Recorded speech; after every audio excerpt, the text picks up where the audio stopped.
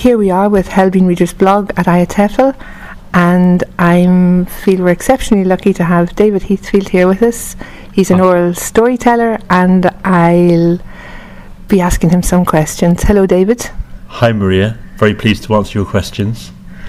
And we're delighted to have you.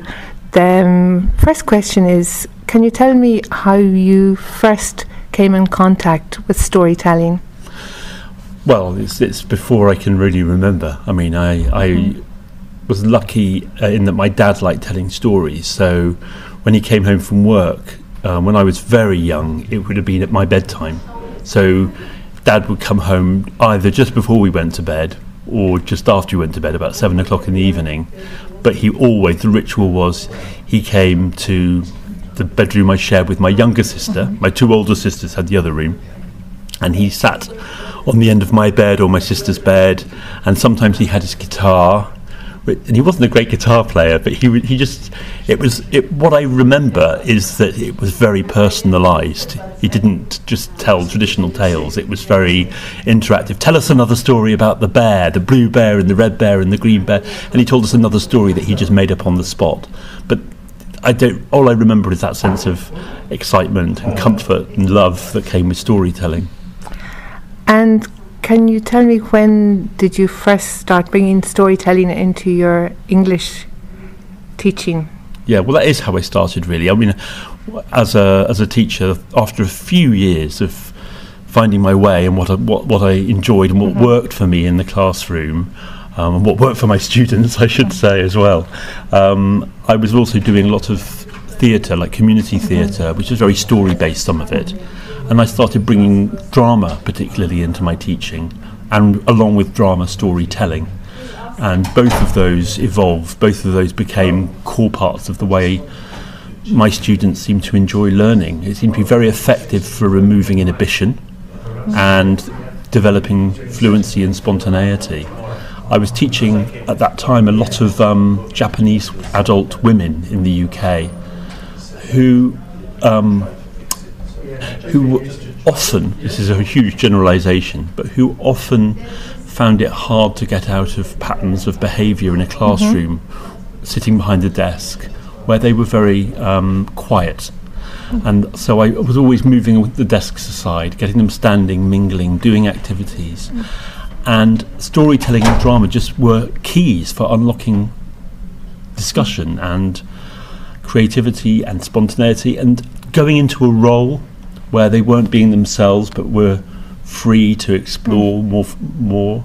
I'm not saying it was a magic trick, but it was a step towards building confidence. Well, I think you have answered my next question, was what elements of storytelling are useful in the English classroom.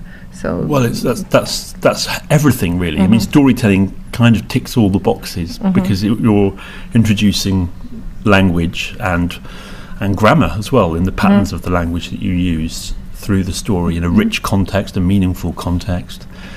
It's wonderful for pronunciation. They're hearing their model, their teacher, whether it's the teacher in their own country who they're aspiring to speak English like in the future, or like myself, a native teacher. They're hearing that model and they're working towards that. So they're hearing the rhythms, and then in response activities, they might be retelling the story in some of the activities that they could do.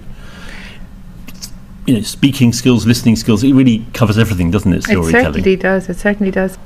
Could you tell me some memorable moment that comes to mind when you were storytelling in class? Not long ago, I was teaching in a primary school in the UK, but it's a primary school where there's lots of children from migrant families, and among them there was a girl who had just arrived from Bulgaria, and I think she'd only been in the UK for a matter of weeks, and she was already at primary school.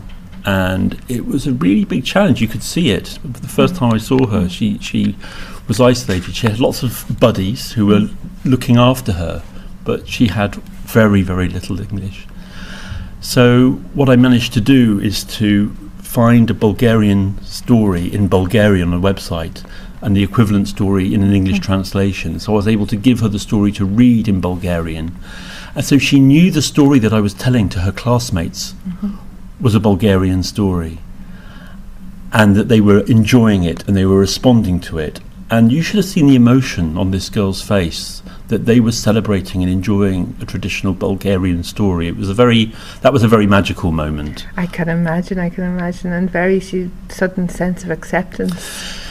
Very much so, and I that's something I often do when I'm in the UK, or I go to Germany as well, and I do the same thing there. I find out the heritages of the children that I'm going to be working with and tell stories from those heritages, and it has a huge impact, not just on those children, but on the local, if you like, the children of the local heritage, who are really enjoying learning about what that student's family or cultural history might be. And I imagine that a number of universals must come out when you're telling stories with mixed groups. Absolutely.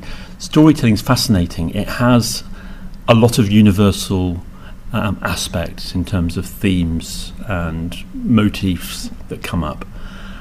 At the same time, there are very specific cultural differences and definers, and it's fascinating having those two together. So you're learning about another culture, but at the same time you're deeply understanding that other culture, and it's familiar and unfamiliar at the same time. It's got that exotic thing of learning and hearing a story from another culture, but you recognise it as human and human experience. And a great way of dealing with fear and stereotypes and racism and blowing them away completely. All of those things, I'm looking forward to my annual storytelling at Exeter. I live in Exeter in the southwest of England, and every year we have Exeter Respect Festival, and I do storytelling there as well. It's all the communities coming together and sharing cultures. I love that kind of thing, I've heard you telling stories and enjoyed very much listening to them, and you're a very accomplished storyteller. What advice would you give to teachers who are less confident of their storytelling skills, who may not be native speakers of English, but would really like to bring storytelling into their class?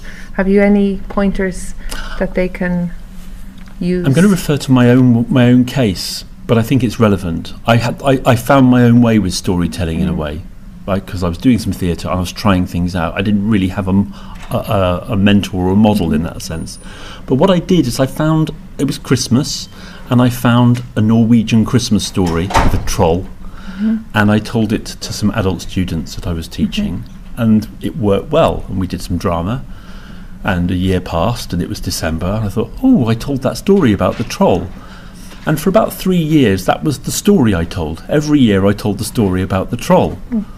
And then I thought, this is really good, I ought to learn another story. And then for the next year I probably had 2 stories. So it was very gradual. And then I had 4, and now I've got about 200. But it's starting with one story that you and it could be a very small story, but it has to be a story that you want to tell, that suits you, that you feel your students would enjoy. And just try it out, have a few rehearsals with people you know, maybe record yourself, but my way is always, I have to tell a person, so it's usually my wife or my son, and then just have a go. And the first time it's going to be a bit rough around the edges, but that's great, because students are completely forgiving of a teacher who fluffs a bit of a story. In fact, they like it. It makes it more human and closer. It does. I mean, there's a danger with me, because I've done so much that I tend to be a bit too smooth, maybe as a storyteller. I quite like it when sorry, that's not what happened then. I forgot the bit when, and everyone loves that, because it's what it's a way storytelling people want to you. Isn't an art in that way. It's a folk art. It's okay for it to be very interactive and very informal, really. That was lovely, thank you very much. I'm going to ask you to close by telling us a story that we can listen to and treasure, and maybe use as a model for learning how to tell stories of our own. But thank you very much. Thank you.